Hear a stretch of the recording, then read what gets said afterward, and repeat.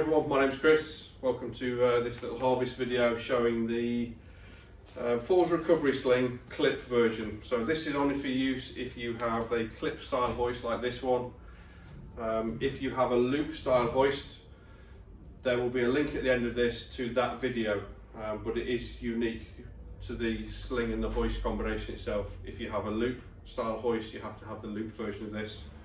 Today we're concentrating on the clip one. So it comes in a big black bag. The bag is slightly sticky on the outside. There's a reason for that, which we'll come to later on. But inside the bag you have a sling, the purpose of which is for getting people off the floor if they've had a bit of a tumble, a bit of a fall. Normally these are for ambulant people, maybe in a care home, a resident's walking with a Zimmer frame and they've had a bit of a fall, blood pressure has dropped, etc. Because they're normally ambulance, you wouldn't have hoists and slings for them. So they've not been assessed for a sling of a specific type or size, because generally they're never hoisted. So this is basically a one size fits all sling. It has head support because we're getting somebody off the floor. And it has a leg support at the bottom as well. And then obviously we've got all the attachments which I'll go through in a second. The sling does have no apertures in there. So there's no leg pieces. It will fit anybody until you get to sort of a 20 stone plus. Maybe you'd need something a bit bigger than that. But certainly up to about 20 stone, you'll be fine in this sling. Anybody that's smaller, they can't fall out because there's no hole to fall through. So it's safe for even a smaller resident, a smaller person. I'm just going to lay that down there. What we also have inside the bag is a set of straps. And these can be attached, if I just take one of those. These can be attached to the top or bottom of the sling. There's little loop attachments here, and we can attach those on to either side. And again, I'll show you this in more detail when I get my colleague to have a go in the sling for you to show you how it works.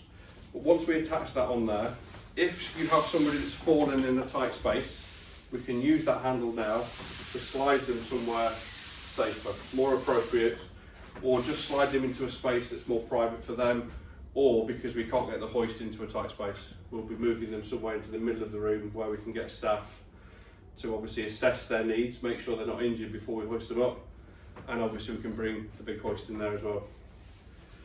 So I'll take those off for now.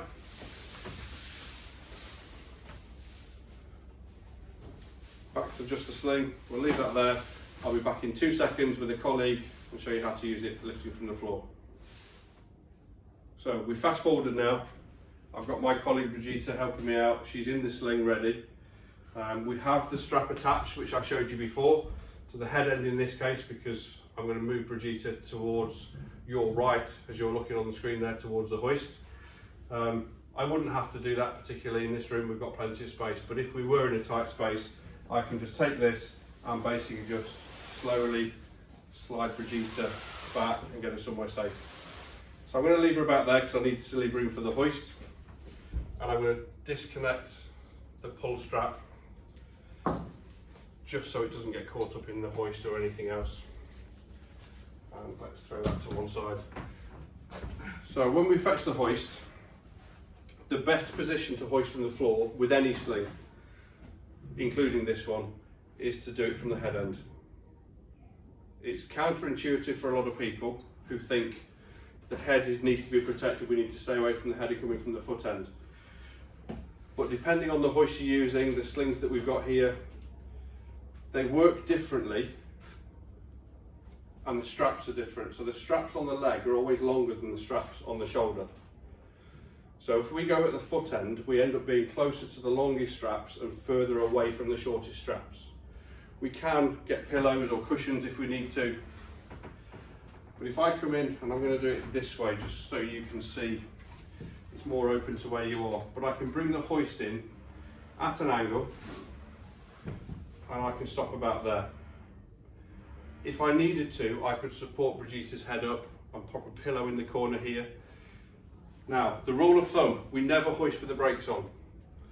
This is the only time we're going to break that rule. So I'm going to place the brakes on the hoist now, but technically I'm not breaking the rule, you'll see that in a second.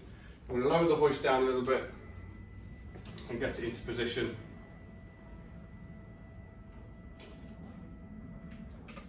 maybe that we can actually move the hoist back a little bit. We'll see where the straps go. So the centre strap between the legs is going to go through the outer strap. In this case, I'm going to go through the red one. It depends on somebody's legs. If they've got very large thighs, if they've got very dermatous legs, you might decide to use maybe yellow or green to give more room around the thigh. But ideally on the shortest one that you've got there, that leg piece goes through again, the same on both sides. So we did red, we're going to go through the red one again. And we also have two options now of clip. So if we can reach them, we're going to use the shortest clip. It'll get in a better position and it will also lift higher. If we can't do that, then we've got the second option of using the longest one. So just by bringing that down to here, we can attach that onto there and that one onto there. And then we need to attach the shoulder straps onto the hoist. Now in this case, it's not quite reaching. So it gives me the option I could use the longest one.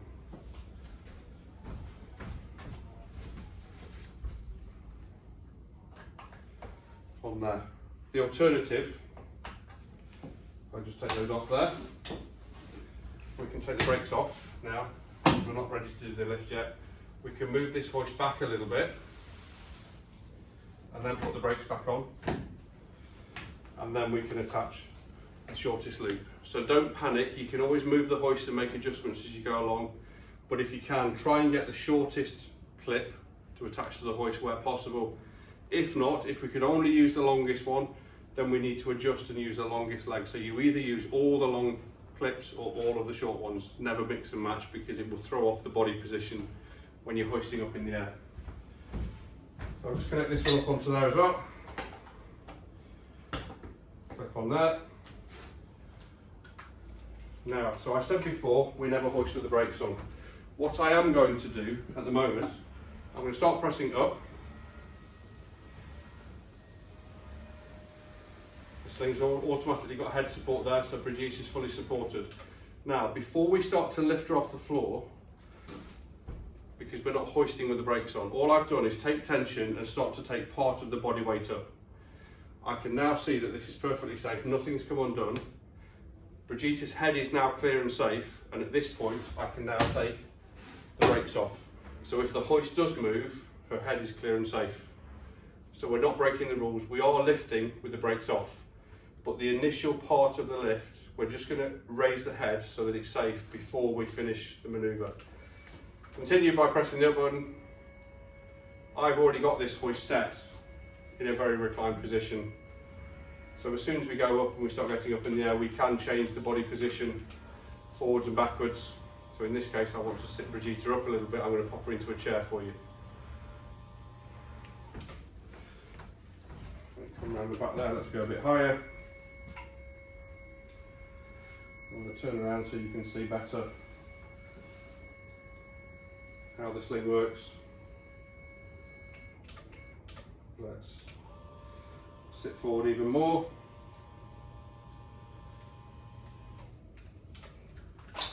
And we'll fetch a chair. So I'm just going to bring the chair into position, turn Brigitte around so we can get the chair in position there. We're always hoisting at a slight angle, which means I can get down on one knee and I can position Brigitte quite happily in the back of the chair. Now, what's going to happen now, potentially, I'm just going to take a little bit of weight off. Brigitte could slide out the chair because the sling is sliding underneath. So,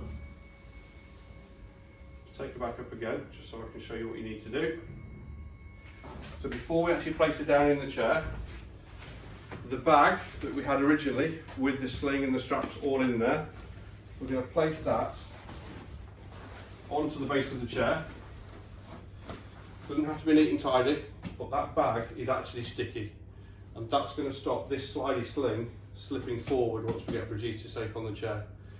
Hopefully, if we put Brigitte down, her blood pressure comes back to normal, she's had a drink of water, a cup of tea, and we'll bring her Zimmer frame in and she can wander off again. But just to keep her safe on the chair, we need to use the bag. If you were hoisting to a bed, we don't need to do that because the bed is flat and she's not going to slide anywhere. So now we're ready. We guide her back into the chair. The sling sticks to the bag and she's perfectly safe positioned in there. We'll just disconnect everything, move the hoist out of the way.